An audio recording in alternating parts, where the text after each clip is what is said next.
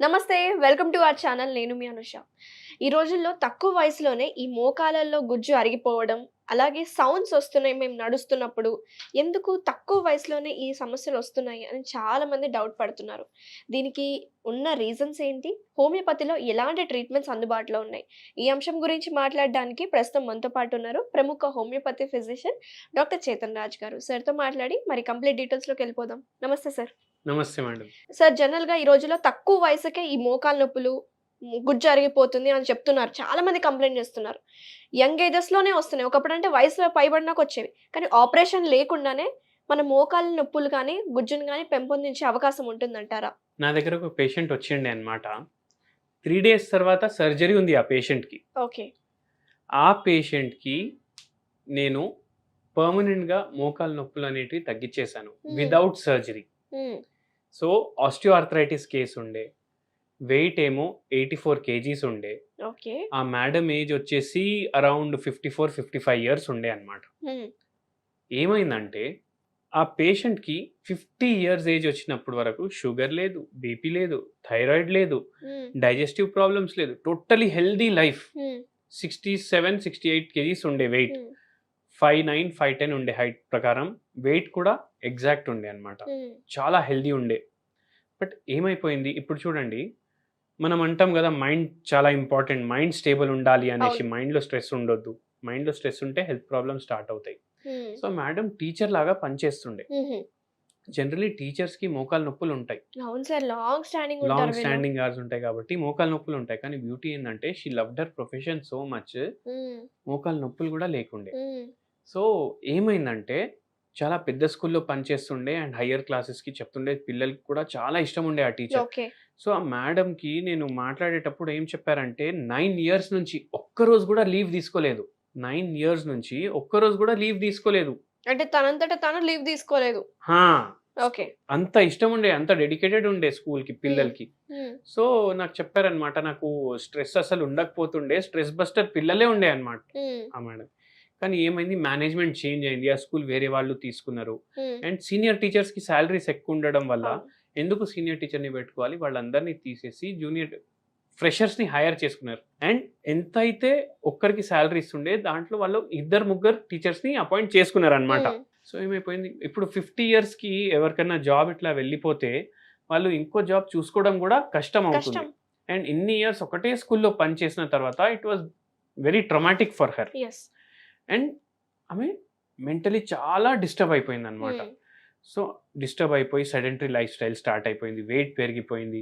మోకాళ్ళలో damage వచ్చేసింది. హ్మ్. ఎందుకంటే మెనోపాజల్ స్టేజ్‌లో ఉండే. హ్మ్. మోకాళ్ళలో కూడా డ్యామేజ్ వచ్చేసింది. వెయిట్ కూడా వెయిట్ ఎక్కువుందన్నారు. ఎక్కువైపోయింది. షుగర్ వచ్చేసింది. హ్మ్. అండ్ యూట్రస్‌లో ఫైబ్రాయిడ్స్ వచ్చేసినాయి. Oh my God! And bleeding కూడా అన్‌కంట్రోలబుల్ అయ్యో! అయిపోయిందనమాట.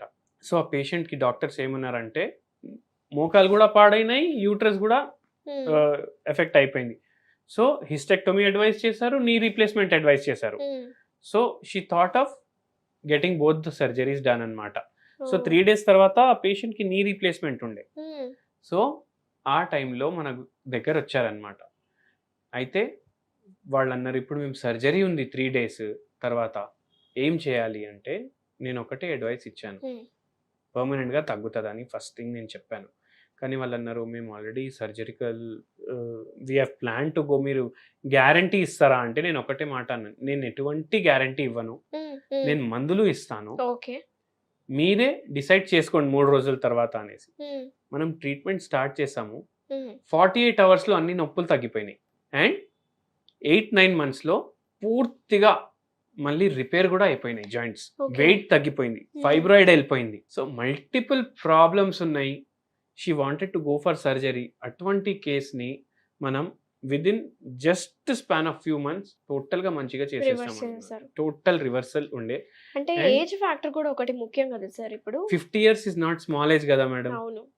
హాఫ్ హ్మ్. Century. Yes. So, it is age factor important ఉంటుంది. బట్ హ్మ్. పేషెంట్‌కి గూడా ఉండాలి నాకు మంచిగా అవ్వాలనేసి. హ్మ్. సో, ఆ పాజిటివ్ యాటిట్యూడ్ ఉండి మనం హ్మ్. మెడిసిన్స్ కరెక్ట్ వర్క్ అవుతాయి. అండ్ డెఫినెట్‌లీ రివర్సల్ అవుతుంది. నా ఒపీనియన్ ఏంటంటే డాక్టర్, ఫిజిషియన్ ఎంత 100% తన ఎఫర్ట్స్ ట్రై చేసినా సరే పేషెంట్ నుంచి కూడా కొన్ని ఎఫర్ట్స్ ఉండాలి. అంతే కదా సార్?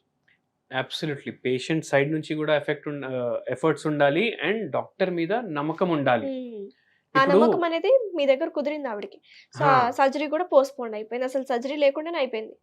సర్జరీ లేకుండానే ఆ పేషెంట్‌కి మంచిగా అయిపోయింది. ఇప్పుడు ఓకే. సింపుల్ చెప్తాను. పాజిటివ్ థింకింగ్ ఒకవేళ పేషెంట్‌కి నా మీద నమ్మకం ఉంది. డెఫినైట్‌లీ పేషెంట్‌కి తగ్గుతుంది. ఓకే. సో, ఆ సో నమ్మకం, ఆ ట్రస్ట్ అనేది డాక్టర్ మీద ఉండాలి. ఎగ్జాక్ట్‌లీ. సో, ట్రీట్‌మెంట్ విషయానికొస్తే మీ దగ్గరకొచ్చే పేషెంట్స్ మీరెలా ట్రీట్ చేస్తున్నారో చాలా డీటెయిల్‌గా చెప్పారు. అండ్ కమింగ్ టు ఇప్పుడు చూసేవాళ్ళు మన వ్యూవర్స్ మోకాళ్ళ నొప్పులున్నాయి, మేము నడవలేని పరిస్థితిగా ఉంది, మేము అంత దూరం వెళ్ళలేము, మేము కన్సల్టేషన్ తీసుకోలేము అని చాలా హోమ్ రెమెడీస్ ట్రై చేస్తూ ఉంటారు. వాళ్ళకి పెయిన్ కిల్లర్స్ వాడుతుంటారు. అలా వాడడం వల్ల సైడ్ ఎఫెక్ట్సే ఉంటాయి. సో, నేచురల్ పద్ధతి ద్వారా ప్రకృతిలో అందుబాటులో ఉండే ఇంగ్రీడియెంట్స్ తోటి ఏం చేసుకోవచ్చంటారు? వెరీ సింపుల్ ఒక డ్రింక్ చెప్తాను మీకు. హ్మ్. నిమ్మకాయలు ఉంటాయి గదా! హ్మ్. నిమ్మకాయలు తీసుకోండి. హ్మ్. నిమ్మకాయ జ్యూస్ ప్రిపేర్ చేసుకోండి. దాంట్లో ఓకే. ఇంగువ ఉంటుంది గదా! హ్మ్. అది కొద్దిగా యాడ్ చేయండి. Just 1 pinch more than okay. Enough. హ్మ్. ఇది మంచిగా స్టిర్ చేసుకొని డైలీ 2-3 టైమ్స్ కన్జ్యూమ్ చేయండి హోమియోపతి మెడిసిన్స్‌తో పాటు. హ్మ్. లేదంటే దీంట్లోనే మీరు కాల్కేరియా ఫ్లోర్ అనేసి ఒక మెడిసిన్ ఉంటుంది. ఓకే. ఈ మన జ్యూస్‌లోనే హోమియోపతి మెడిసిన్ ఇది. ఈ జ్యూస్‌లో 5 డ్రాప్స్ ఆ మెడిసిన్ యాడ్ చేసుకోండి. ఓకే. దీంతోటి ఏమేమవుతుంది ఈ జ్యూస్ తోటి అంటే మీకు యాంటీ స్పాస్మోడిక్ ప్రాపర్టీస్ ఉంటాయి దీంట్లో. హ్మ్. సో, స్పాజమ్స్ అంటే టైట్ అయిపోతాయి ఒక్కొక్కసారి హ్మ్. మసిల్స్. సో, అవి లూజ్ అవుతాయి. నొప్పి తగ్గుతుంది. హ్మ్. స్వెల్లింగ్ తగ్గుతుంది. బరువు తగ్గుతుంది. హ్మ్. అండ్ నిద్ర అనేది మంచిగా రావడం స్టార్ట్ అవుతుంది. కొందరికి ఏమవుతుంది స్లీప్ టైమ్‌లో మజిల్స్ టైట్ అయిపోతాయి కొద్దిగా. ఎగ్జాక్ట్‌లీ. అవి పిక్కలు గూడా పట్టుకుపోతూ ఉంటాయి. లూజ్ అయిపోతాయన్నమాట. హుహు. అండ్ హోమియోపతి మెడిసిన్ ఏదైతే కాల్కేరియా ఫ్లోర్ అని చెప్పానో అది మీకు పాలియేటివ్ రిలీఫ్ ఇస్తుంది. అంటే ఇమ్మీడియేట్ రిలీఫ్ ఇస్తుంది. హ్మ్. ఇప్పుడు సైడ్ ఎఫెక్ట్ లేదు కాబట్టి మీరు ఎన్ని రోజులన్నా వాడొచ్చు. బట్ రిపేర్ అవ్వాలి జాయింట్ మళ్ళీ ముందులాగా అయిపోవాలంటే మీరు కాన్స్టిట్యూషనల్ థెరపీ తీసుకోవాలి హోమియోపతిలో. హ్మ్. సో, మీ కాన్స్టిట్యూషన్ ప్రకారం, మీ మైండ్ ప్రకారం, మీ బాడీ ప్రకారం, మీకున్న రోగం ప్రకారం మేము మందులు ప్రిపేర్ చేసి ఇండివిడ్యువలైజ్ ట్రీట్మెంట్ ఇస్తామన్నమాట. హ్మ్. ఓకే. సో, దానివల్ల మీకు పర్మనెంట్‌గా క్యాన్సర్ ఉన్నా తగ్గిపోతుంది. Thank you so much doctor గారు. అసలు హోమియోపతిలో మంచి ట్రీట్మెంట్ ప్రొసీజర్స్ మన దగ్గర అందుబాటులో ఉన్నాయని చాలా బాగా వివరించారు. ఎస్పెషల్లీ ఈ మోకాళ్ళ నొప్పులు మీ దగ్గర వచ్చిన పేషెంట్స్‌కి అసలు సర్జరీ లేకుండా ఎలా నయమైంది అని చాలా వివరంగా మాకు చెప్పినందుకు థాంక్ యూ సో మచ్ అండి.